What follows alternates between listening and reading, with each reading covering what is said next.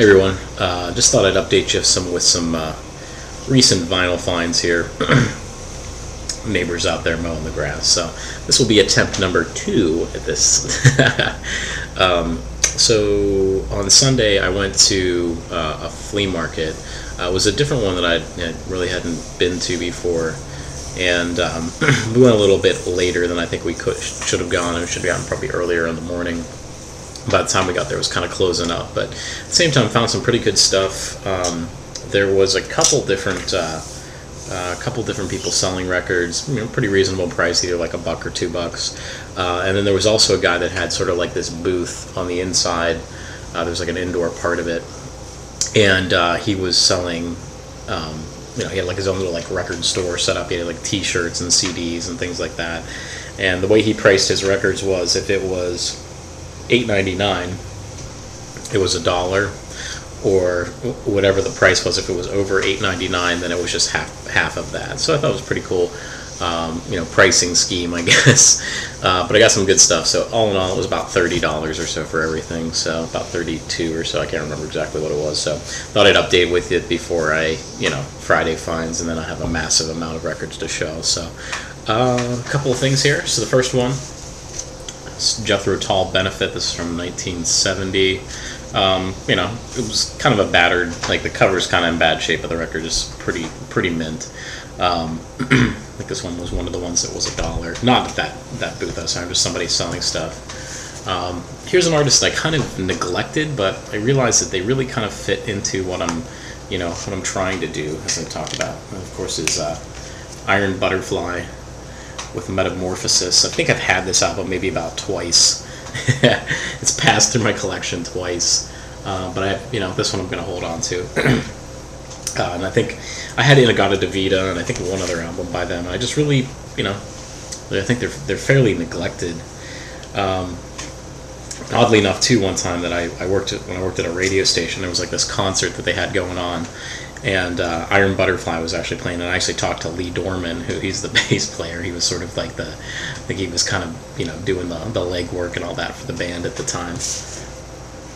Pearl by Janis Joplin with Full Tilt Boogie. This is a really, really cool album. It has Move Over on it, which is, I just love the keyboard on it. It's just fantastic. So it's a great album. Had this on CD for a while, never on vinyl though. And I don't remember who corrected me on the other video. I think it was either Derek or it was Blue Naz. I can't remember.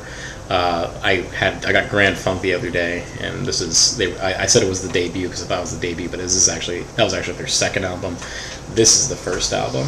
So this is going to be the last Grand Funk record that I buy, because their later period, we're an American band and all that. That's just beat into my head. So I really don't want to listen to that type of Grand Funk. I would rather listen to kind of the sludgier, earlier stuff. So this is the last Grand Funk record you'll see me showing, I'm sure.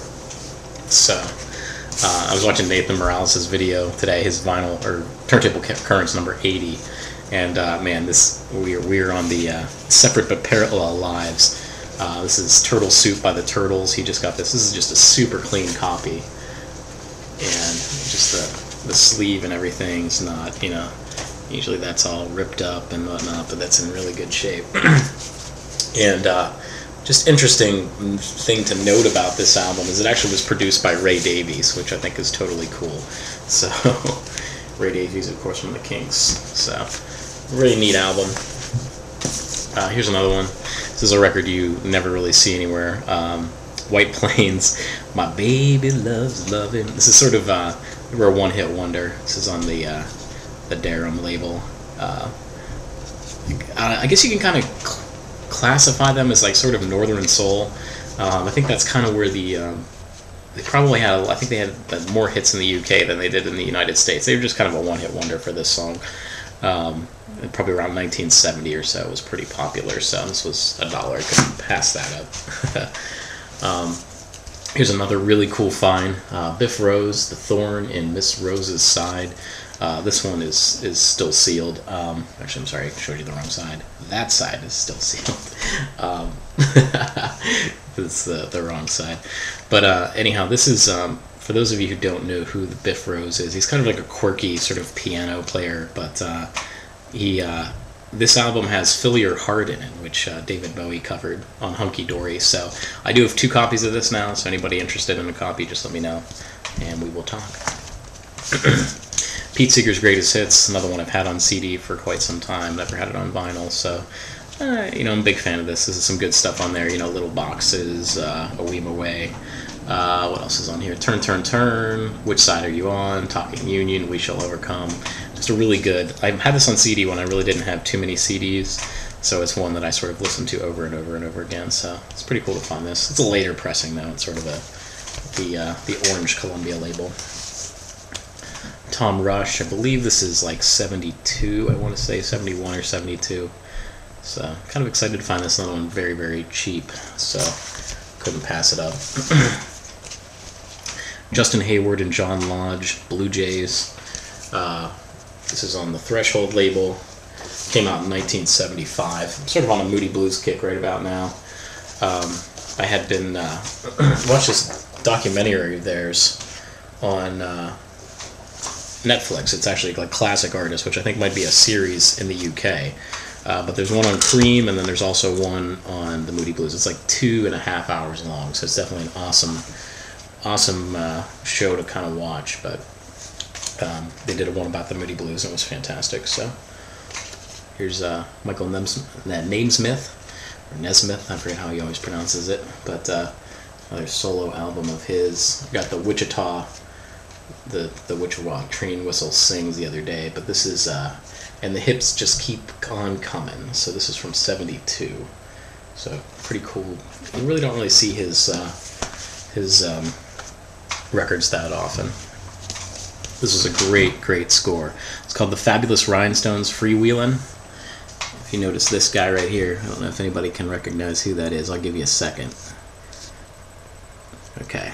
It's Harvey Brooks. He played bass in like the Electric Flag. He did he did stuff on Bitches Brew. I think he's on Miles Runs the Voodoo Down. I think he plays the bass part in that. What else was he in? He did session work with Dylan. Super Session he plays bass on. So this is pretty cool. So I guess it's a band that he was in.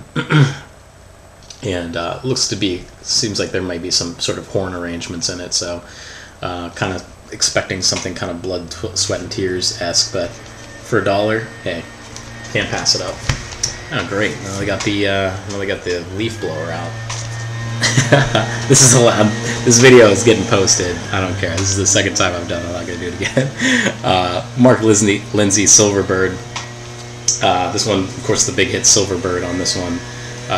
There's a lot of covers on here. We've Only Just Begun, Long and Winding Road, and Yesterday. So, pretty cool record. I have a twofer of this on a CD with this and Arizona. I also have Arizona on vinyl, but I think the Arizona album is going to be the better of the two.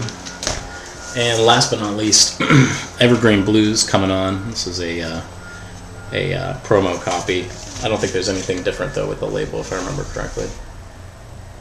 No, it just is a regular standard label. So, pretty cool band. They're very kind of a quirky, psychedelic kind of thing, so big fan of that. So great stuff. So alrighty, well, take care, and we will see you on Friday with some more vinyl finds. So thanks for watching, thanks for commenting, and first time here, don't forget to subscribe, and try to do updates pretty frequently, at least twice a week. So we'll talk to you later. Bye.